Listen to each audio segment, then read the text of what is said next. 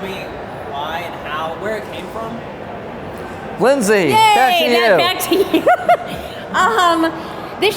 This year's entitled From a Different Angle. To be really, really, really honest, I think the title came last. I think the aesthetics were first. We really wanted an aesthetic that was memorable and bright and gave you some really nice anchor, but it wasn't fun, it wasn't cheeky, it was just sophisticated in a bright Blue Springs sort of way. We're gonna be fresh and sophisticated and fun all at the same time, which I think is kind of very Blue Springs. And so it kind of started that way. So we started with the field setup first. And as we started laying all these tarps, angles started to form. And we thought, oh my gosh, this is great. And so when we started putting together some source material and thinking of, it's always how everybody's creative in their own way, right? So we feel we're most creative, or me personally, or Steve the arranger, or Tim, or whoever, when you can twist things a little bit. And something that's really accessible to people, pieces that people know, and that you can make them fresh, and you can make them new, and you can make them us. And that's kind of where the From a Different Angle came from. We thought, oh, these angles are starting to appear on the tarps. I'm looking out there because I'm watching them fold, and I'm trying not to micromanage while we're having this interview. Right. It's going to be fine. It's going to be fine. Don't look that way. Anyway, so then as this started revealing itself, the From a Different Angle really worked for us. And you have to find something that resonates with your kids. And when you can describe something to your students about, we're going to look at things from a different perspective, and they can assess that to their life, and they can make it personal. I mean, you're asking these kids to do these really big emotional things, but if they don't connect, they're not really going to do it. So this really resonated with them. That's kind of how it all came together. It's going to have a lot of fun on the field. It does. Yeah. It's if you ask them, we're like, isn't this fun? They're like, yes. Yes. Yes. Oh my God, I love jazz running and playing the entire ending, and it's so fun. You say that it's probably one of the hardest shows they 1,000. Without question. Without yes. question. Without. Music, visual, everything. Because then the music came, what type of angular music you're going to use. So let's go to John Mackey, right? Because he writes very angular, very percussive. And then, well, what can we do that's the complete opposite of that? So that's where The Wonderful World comes in on top of Inception. Inception time. And Steve did a brilliant job of Just arranging that. incredible, Oh my gosh. And our vocalist is just... Yeah, let's talk about it. Let's talk about Sam. Where did it come from? You can start that. You started this yes.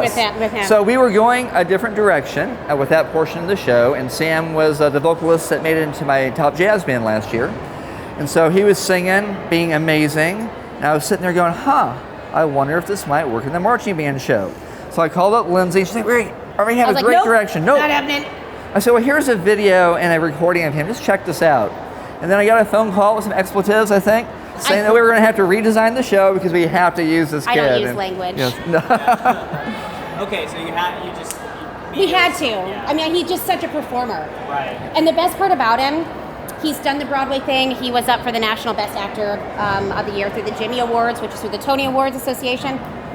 So he's done all that. He's got the talent, then he picks up the electric violin and just slays it, right?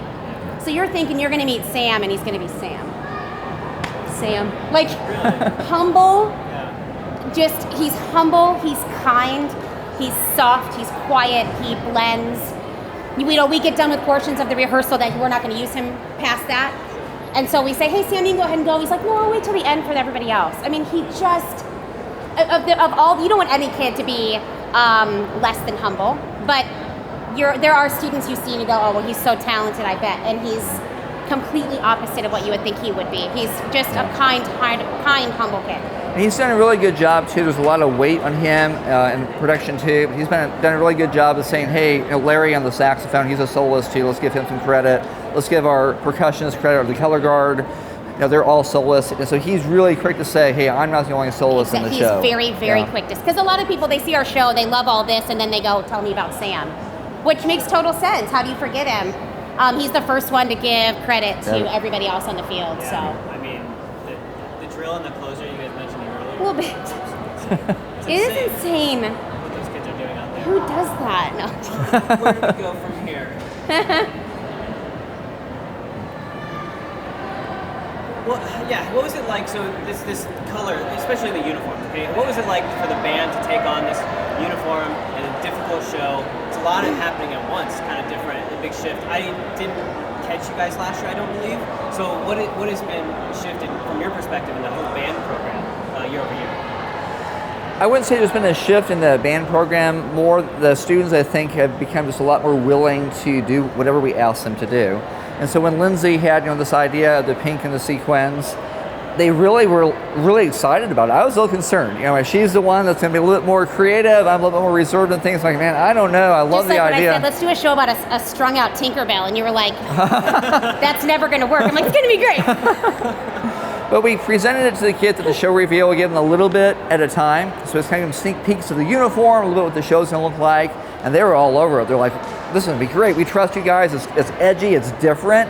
And they kept it a secret a really long time. They did. We showed them pictures. We fitted them. They were in all that stuff. I don't think anybody saw it until our first show out. Yeah. But yeah, they were all in.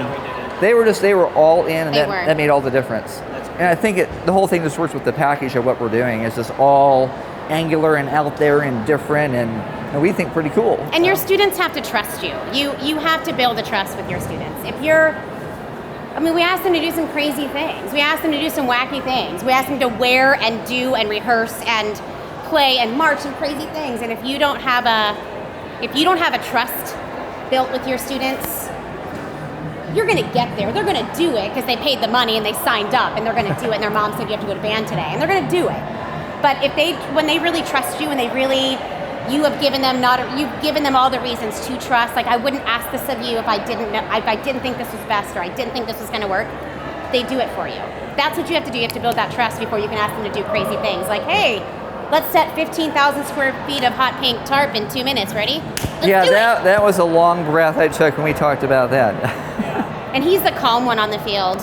I've been there. I've marched until. He's like 2 minutes, and I'm like, how much time? 2:10. He's all calm, and I'm like sweating bullets for the yin and yang of. That's great. That's why we work well together, I think. Definitely. Yes. So let's talk about kind of the progression of the season for you guys. You were in Indianapolis last weekend, had a very successful run there.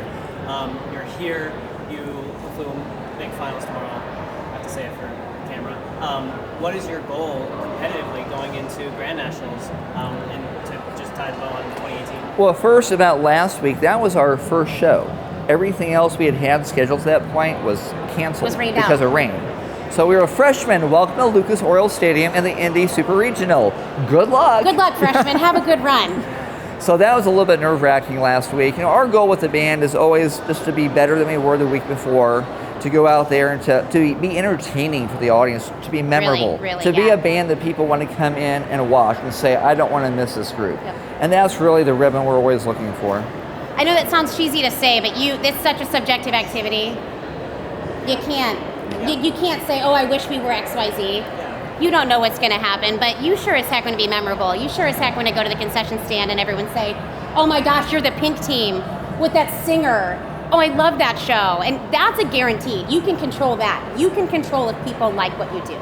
Can't control the end result, but you can sure control that they want to watch you again. I know that sounds really cheesy but you can't. It's the nature of it. You can't. It's so subjective. You can't control the rest of it. Do we want to be in finals? Absolutely. There are 108 other bands that want the same thing. And they're all really good. Right. Everybody's so good, Yeah.